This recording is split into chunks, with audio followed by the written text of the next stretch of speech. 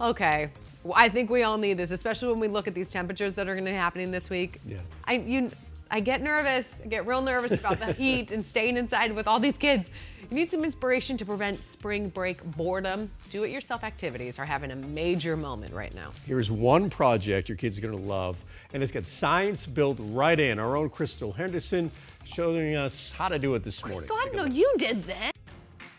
I have all of my ingredients for a really fun experiment in front of me, and it's all part of Future of Play. So what is Future of Play, and how did you get into it? So I'm a product development engineer at Spin Master, and we're trying to find ways to get kids more excited about STEM and manufacturing behind all of our toys. So we had a group of interns work on a project all summer, and they basically created these really cool DIY activities for kids so that they would have a hands-on way of understanding these science and manufacturing principles behind how their toys are created and how they work. It's something to keep kids entertained and curious. So what experiment are we going to be doing today? We're going to be replicating pool toys. So some of them, obviously, you're floating on top at the pool, you're just relaxing, lounging. Other ones, they're maybe like dive toys, so they sink down to the bottom of the pool and you go after them. This is using a principle called density, which is basically how much stuff is in a certain amount of space. So we're going to be replicating this by creating a density tower with different liquids that you can find around the home. We're going to start by pouring in honey into our container.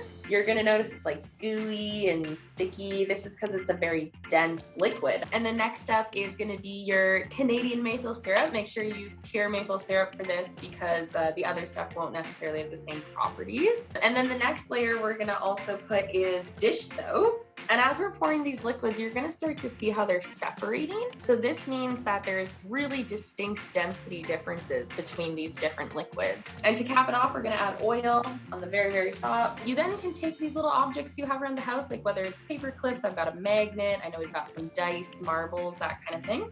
If you then just throw them into your density tower, you're gonna see that they're falling at different parts of your tower, which shows that these different objects have different relative densities to the liquids. Yeah, the marbles at the bottom, and then I see the paper clip, and then the dice. This reminds me a lot of our atmosphere. The warm, moist air rises, the cold, drier air is more dense and it sinks to the bottom. I love it. This has a little bit of a weather experiment built in. Vanessa, thank you so much. This was really fun building our very own density tower.